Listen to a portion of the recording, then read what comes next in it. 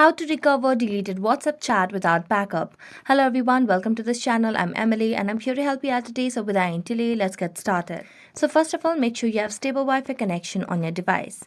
After that, launch the WhatsApp application and make sure you're logged into your account.